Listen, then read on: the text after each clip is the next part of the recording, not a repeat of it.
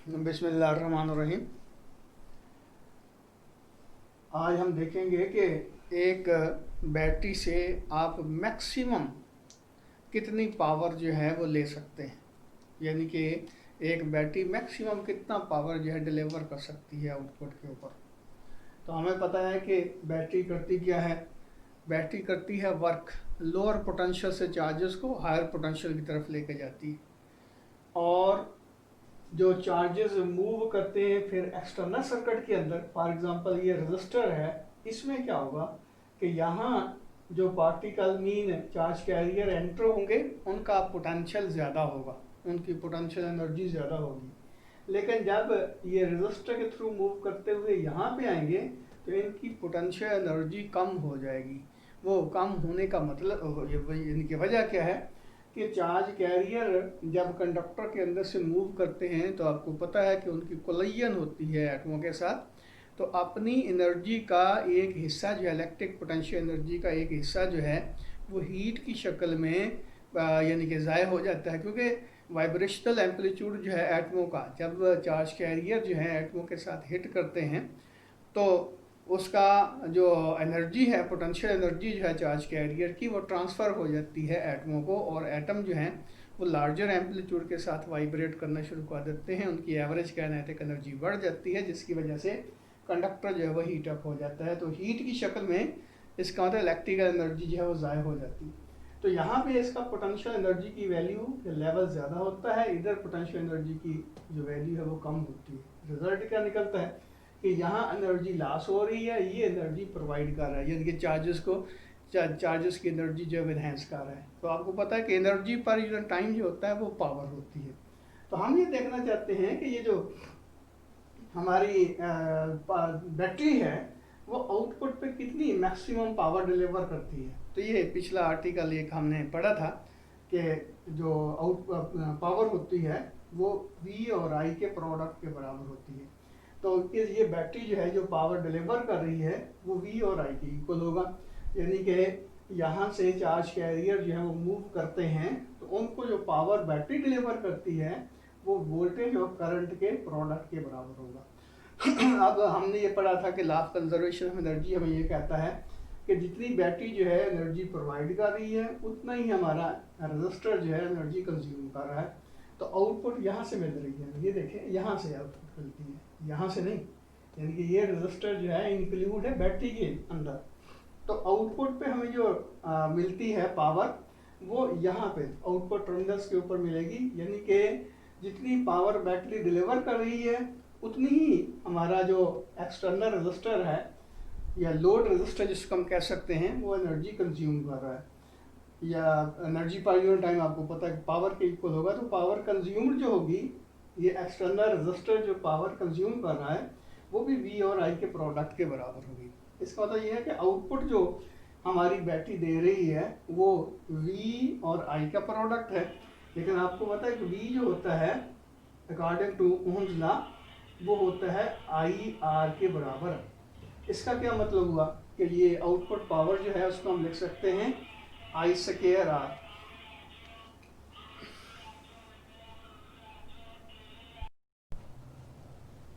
तो यहाँ हमारे मसले कई हो जाते हैं, गली में वो आ जाते हैं बेचने वाले, वो इंटरेक्शन होती है। तो बहरहाल ये V जो है वो I और R के प्रोडक्ट के बराबर होगा, तो यहाँ हम लिख सकते हैं P out is equal to I²R। अब ये देखिए कि इस सर्किट के अंदर I की वैल्यू क्या होगी। हमारा EMF सोर्स जो है उसकी जो वोल्टेज है E के बराबर, और इसमें दो रजिस्टर जो है सीरीज के अंदर आ रहे हैं सर्किट के अंदर। इसका मतलब ये हुआ कि I जो होगा वो E over R plus R होगा, ये पहले भी हम पढ़ चुके हैं। अब ये I की वैल्यू जो है इस एक्सप्रेशन में पुट करें तो P आउट जो आपके पास आ जाएगा E over R plus R इसका स्केयर, I का स्केयर इंटू R आ जाएगा।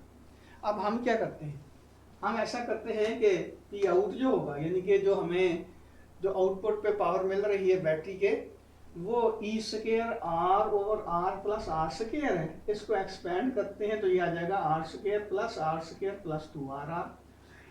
अब ये देखिए E² R और हम क्या करते हैं, इसमें 2RR एडर भी कर देते हैं और 2RR सब्ट्रैक्ट भी कर देते हैं। तो ये क्या बन जाएगा, ये आ जाएगा 4RR ये वाला, और ये -2RR इधर आ जाएगा। इसका मतलब E square R over R square plus R square -2RR plus 4RR आ जाएगा। लेकिन ये इतना हिस्सा जो है वो R माइनस आर का स्क्वायर है। अब ये देखिए, ये आउटपुट पावर हमें मिल रही है। तो डेफिनेटली इसका डिनोमिनेटर जो है, अगर उसकी वैल्यू मिनिमम होती जाएगी, कम होती जाएगी, डिक्रीज होती जाएगी, तो आउटपुट पावर इंक्रीज होती जाएगी। तो इसका मतलब जब इसकी वैल्यू मिनिमम होगी तो आउटपुट पावर जो है वो मैक्सिमम होगी। अब इसकी पावर मिनिमम कब हो सकती है, जब ये फैक्टर जो है, क्योंकि इसको तो हम कंट्रोल नहीं कर सकते, ये फैक्टर जो है ये 0 के बराबर हो जाए। और ये 0 के बराबर कब होगा, जब capital R mean external resistance जो है वो इंटरनल रेजिस्टेंस के इक्वल हो जाए। जब आर जो है वो आर के बराबर हो जाएगा तो ये फैक्टर 0 हो जाएगा। जब ये फैक्टर 0 हो जाएगा, आउटपुट पे हमें जो पावर मिलेगी बैटरी की वो मैक्सिमम होगी, यानी कि डिनोमिनेटर मिनिमम होगा तो आउटपुट पे हमें मैक्सिमम पावर मिलेगी। तो इसकी जगह आर और आर को, जाहिर है ये दोनों डिफरेंट अपना आपस में इक्वल है, तो इनका रिजल्टेंट आएगा 0 और बाकी बचेगा 4RR। तो ये आ जाएगा ई स्क्र आर ओवर 4RR। तो ये आर आपस में कैंसिल हो जाएंगे, तो आउटपुट पे हमें मैक्सिमम पावर मिलेगी ई स्क्र ओवर 4R। यानी कि कोई भी बैटरी जो है वो मैक्सिमम कितना पावर डिलीवर कर सकती है, उसकी ईएमएफ का square divided by 4 into internal resistance of the battery. ये देखिए, ये बैटरी जो होती है उसका ये स्पेसिफिक या उसका इंट्रिंसिक प्रॉपर्टी होती है उसकी इंटरनल रेजिस्टेंस। तो ये आर की वैल्यू का पता हो, उसकी ईएमएफ की वैल्यू का पता हो, तो हम मैक्सिमम पावर जो से जो हासिल कर सकते हैं वो एक्चुअली कैलकुलेट किया जा सकता है। अब बेसिकली होता क्या है, ये देखिए कि इसमें जब करंट फ्लो होता है तो अगर ये रेजिस्टेंस ज़्यादा होगी तो करंट कम होगा। अब अगर ये रेजिस्टेंस जो है, यानी कि इसकी रेजिस्टेंस, इसकी वैल्यू जो है इससे कम कर दे तो क्या होगा, ये करंट बहुत ज़्यादा फ्लो होना शुरू हो जाएगा। और जब बहुत ज़्यादा करंट फ्लो होना शुरू हो जाएगा तो आपको पता है कि अगर हम बिल फर्ज बैटरी को शॉर्ट कर देते हैं, यानी कि उसके दोनों टर्मिनल आपस में जोड़ देते हैं, तो बाज़ दफ़ा ये होता है कि बैटरी फट जाती है। और शायद ये जो क्या कहते हैं कि मोटरसाइकिलों में आम तौर पर ये होता है कि बैटरियां जो हैं वो फट जाती हैं। उसकी रीज़न यही होती है कि अगर कहीं से शॉर्ट सर्किट हो जाती है तो इतना ज़्यादा करंट फ्लो होना शुरू हो जाता है बैटरी के अंदर से कि वो क्या कहते हैं कि हीटअप हो जाती है। बैटरी हीटअप क्यों होती है, ये देखें, इस रजिस्टर के थ्रू मीन इंटरनल रजिस्टर के थ्रू जब करंट फ्लो होगा तो हीट क्रिएट होगी। तो आपको पता है कि आई स्क्वायर आर होता है हीट की जनरेशन, यानी कि हीट एनर्जी जो जनरेट होती है। तो अगर करंट की वैल्यू बहुत ज़्यादा बढ़ जाएगी तो बैटरी फट सकती है। तो इसका मतलब ये हुआ कि मैक्सिमम जो आप यहाँ आर की वैल्यू को डिक्रीज कर सकते हैं। ये देखिए, ये तो इसका इंट्रिंसिक प्रॉपर्टी है ना, ये ईएमएफ की, यानी कि बैटरी सोर्स जो है, बैटरी जो हमारी उसकी इंटरनल रेजिस्टेंस जो है वो उसको हम चेंज नहीं कर सकते। हम एक्सटर्नल रेजिस्टेंस जो है उसको, यानी लोड रेजिस्टेंस को डिक्रीज या इंक्रीज कर सकते हैं। तो लोड रेजिस्टेंस इससे ज़्यादा डिक्रीज नहीं कर सकते। अगर इससे ज़्यादा डिक्रीज करेंगे तो करंट की वैल्यू इतनी ज़्यादा हो सकती है कि बैटरी जो है वो ब्लास्ट हो सकती है। तो इसलिए मैक्सिमम जो पावर हम ले सकते हैं किसी भी बैटरी से, वो एक्चुअली जब लोड रेजिस्टर जो होगा इसकी वैल्यू जो है इस इंटरनल रेजिस्टेंस के बराबर होगी। अब देखिए कि लोड रेजिस्टेंस जो है अगर कम होती जाएगी, करंट बढ़ता जाएगा, मीन लोड बढ़ता जाएगा। लोड और लोड रेजिस्टेंस जो है एक दूसरे का रेसिप्रोकल होते हैं, यानी कि वो हमारे डिवाइसेस जिनकी रेजिस्टेंस ज़्यादा होती है उसका लोड कम होता है, और वो डिवाइसेस जिसका रेजिस्टेंस कम होती है उसका लोड ज़्यादा होता है। तो हम मिनिमम जो वैल्यू रख सकते हैं ये एक्सटर्नल रेजिस्टर की या लोड की, वो इस आर के बराबर रख सकते हैं, उससे कम नहीं रख सकते। अदरवाइज़ क्या होगा कि ये बैटरी जो है हमारी वो ब्लास्ट हो सकती है। तो इसलिए मैक्सिमम आउटपुट पावर जो हम ले सकते हैं वो ई स्क्वायर और 4R के इक्वल होगी।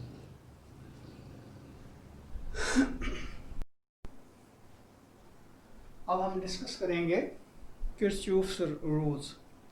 तो पहले थोड़ा सा ये देख लेते हैं कि किरचॉफ्स रूल्स जो हैं उनकी ज़रूरत क्यों पेश आई और ये किस तरह बेनिफिशियल हैं। ये ख़ास तौर पर जब कॉम्प्लेक्स नेटवर्क होता है तो उसका एनालिसिस करने के लिए मीन उसके मुख्तलिफ जो ब्रांचेज हैं, ये देखिए ये जो रजिस्टर्स वगैरह होते हैं ना सर्किट्स के अंदर इस्तेमाल होते हैं, जिनमें से करंट फ्लो हो रहा होता है, उनको ब्रांचेस कहते हैं। तो मुख्तलिफ ब्रांचेस में करंट कितना फ्लो हो रहा है, उनके अक्रॉस वोल्टेज कितनी है, पावर कितनी कंज्यूम होती है। तो अगर हमारे पास हो सिंपल सर्किट, फॉर एग्जांपल ये एक रजिस्टर है, ये एक रजिस्टर है, हमने इसके साथ बैटरी जोड़ दी, इसकी वोल्टेज V के बराबर है। रजिस्टर जो है उसकी रेजिस्टेंस जो है वो R के इक्वल है।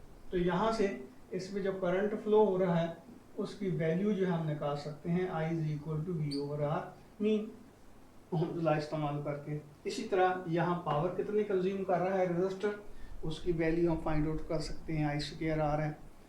तो इसी तरह इसका यानी कि मुख्तलिफ पैरामीटर जो हैं हम निकाल सकते हैं। लेकिन उस वक्त जब मेरा एक सिंपल हमारा सर्किट हो, एक या दो रजिस्टर लगे हुए हों, एक या दो पावर सोर्सेज हों, लेकिन जो हमारे कॉम्प्लेक्स नेटवर्क होते हैं उसमें बहुत ज़्यादा रजिस्टर्स होते हैं, पैरेलल में लगे हुए, सीरीज में लगे हुए, और ये बहुत सारे जो है सोर्सेज होते हैं, यानी कि वोल्टेज सोर्सेज होते हैं।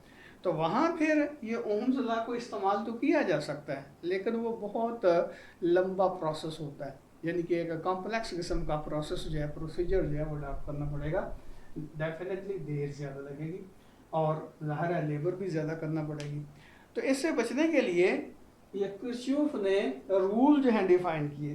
तो ये किरचॉफ रूल दो हैं, एक को हम कहते हैं किरचॉफ करंट रूल जो आज हम डिस्कस करेंगे, और दूसरा है किरचॉफ वोल्टेज रूल। अब किरचॉफ करंट रूल जो है उसको किरचॉफ फर्स्ट रूल भी कहते हैं, यानी कि इसके तीन नाम हैं, Kirchhoff first rule, Kirchhoff current rule या किरचॉफ पॉइंट रूल। तो ये कॉम्प्लेक्स नेटवर्क को सॉल्व करने के लिए एक रूल है, एक फार्मूला है आसान सा। उसमें क्या है, उसमें यह है कि अगर हमारे पास कोई नेटवर्क है उसमें डिफरेंट किस्म का रजिस्टर एक जगह पे मिल रहे हैं, तो ये पॉइंट जो है इसको वैसे नोड कहते हैं। यहाँ पे डिफरेंट जो रजिस्टर हैं वो यहाँ पे ज्वाइंट हो रहे हैं, मिल रहे हैं। तो किरचॉफ ये कहता है कि इस पॉइंट पे जो नेट करंट होगा, यानी कि करंट का जो सम होगा यहाँ पे, वो 0 के इक्वल होगा। क्या मतलब हुआ कि कुछ करंट जो है P की तरफ आ रहे हैं, कुछ करंट जो है P से अवे जा रहे हैं, तो यहाँ का नेट करंट जो होगा वो 0 के इक्वल होगा। तो sum of all the currents at a single point in a complex network is equal to 0। Mathematically हम कह सकते हैं कि सिग्मा I जो है वो 0 के इक्वल होगा। अब ये इक्वेशन जो है हम जब अप्लाई करते हैं, डेफिनेटली ये सम की इक्वेशन है, तो हमने यहाँ इसके साइन का खास तौर पर ख्याल रखना होता है कि वो करंट जो पॉइंट की तरफ आ रहे हैं उनका साइन हम लेते हैं पॉजिटिव, और वो करंट जो है जो पॉइंट से अवे जा रहे होते हैं उनका साइन हम लेते हैं नेगेटिव। तो इस पर्टिकुलर केस में क्या होगा, I1 देखिए पॉइंट की तरफ आ रहा है, I2 भी पॉइंट की तरफ आ रहा है, I3 पॉइंट से अवे जा रहा है, I4 भी पॉइंट से अवे जा रहा है। तो आप देखें कि I1 और I2 का साइन हम पॉजिटिव लेंगे, लेकिन I3 और I4 का साइन जो है हम नेगेटिव लेंगे। तो अब अगर ये फार्मूला अप्लाई करें तो इसका क्या मतलब हुआ, I1 plus I2 is equal to I3 plus I4। तो इससे हम ये भी कह सकते हैं कि ये हमें जो किरचॉफ करंट रूल है ये हमें बताता है कि sum of all the currents flowing towards the point is equal to sum of all the currents flowing away from the point. ये देखिए ये वो करंट है जो पॉइंट की तरफ आ रहे हैं, और ये वो करंट है जो पॉइंट से अवे जा रहे हैं। इससे एक और चीज़ हमारे सामने आती है, डेफिनेटली जितना करंट पॉइंट की तरफ जा रहा है उतना ही करंट पॉइंट से अवे जा रहा है। इसका क्या मतलब हुआ कि सर्किट के अंदर कोई ना तो सोर्स होता है चार्जेस का और ना ही कोई सिंक होता है चार्जेस का। ये सोर्स और सिंक किसे क्या मुराद है, मैं इसको समझाने के लिए एक छोटी सी एग्जांपल आपके सामने रखता हूँ कि बिलफर्ज एक नहर ये आ रही है, हम क्या करते हैं यहाँ जो है इसको दो नहरों में कन्वर्ट कर देते हैं, यानी कि यहाँ हमने वो बना दिया है डाइवर्जन बना दी है, ये नहर इधर से पानी आ रहा है और इधर पानी जो है वो जा रहा है, डेफिनेटली ये वो पॉइंट होगा कि इस पॉइंट से की तरफ जितना पानी आ रहा है उतना इससे अवे जा रहा है। तो ये तो सिंपल बात हुई। लेकिन अगर ऐसे किया जाए कि यहाँ हम एक ट्यूबवेल लगा देते हैं तो उससे क्या होता है, बिलफर्ज पानी इसमें डालना शुरू कर देते हैं। अब ये देखिए जितना पीछे से पानी आ रहा है, पानी उससे ज़्यादा आगे जा रहा है। क्यों? यहाँ इस पॉइंट के ऊपर एक सोर्स लग गया पानी का, यानी कि हमें एक सोर्स मिल गया है यहाँ वाटर का, जिसकी वजह से हम ये नहीं कह सकते कि जितना पानी जो है इस पॉइंट की तरफ आ रहा है उतना ही इससे अवे जा रहा है। और इसी तरह अगर ऐसे किया जाए कि यहाँ पंप लगा के पानी जो है वो बाहर निकालना शुरू कर दे, तो क्या होगा, जितना पानी इस हेड की तरफ आ रहा है उतना पानी आगे नहीं जा रहा, बल्कि आगे पानी जो है वो कंपैरेटिवली कम जा रहा है। क्या मतलब हुआ कि ये हमारे पास सिंक है, यहाँ पे पानी का सिंक है। तो अगर पानी का सोर्स भी यहाँ मौजूद ना हो, पानी का सिंक भी मौजूद ना हो, तो फिर हम ये कह सकते हैं कि जितना पानी हेड की तरफ आ रहा है उतना ही पानी हेड से अवे जा रहा है। तो बिल्कुल यही बात यहाँ कहता है कि जितना करंट इसकी तरफ आ रहा है, पॉइंट की तरफ आ रहा है, उतना ही करंट इससे अवे जा रहा है। इसका मतलब ये हुआ कि सर्किट के अंदर कहीं सोर्स या सिंक जो है चार्ज का वो एग्जिस्ट नहीं करता। क्या मतलब हुआ, बेसिकली करंट क्या होता है, चार्ज पर यूनिट टाइम, यानी कि flow of charge per unit time. Charges की फ्लो इस पॉइंट की तरफ और चार्जेस की फ्लो इससे अवे, ये होगी करंट्स। तो इसका मतलब ये हुआ कि ना तो चार्जेस यहाँ कहीं मिस हो रहे हैं और ना ही चार्जेस की इंसर्शन हो रही है। चार्जेस मिस होने का क्या मतलब हुआ कि वहाँ से चार्जेस जो हम निकाल रहे हैं बाहर, यानी कि सर्किट के अंदर से, तो वो चार्ज का सिंक हुआ।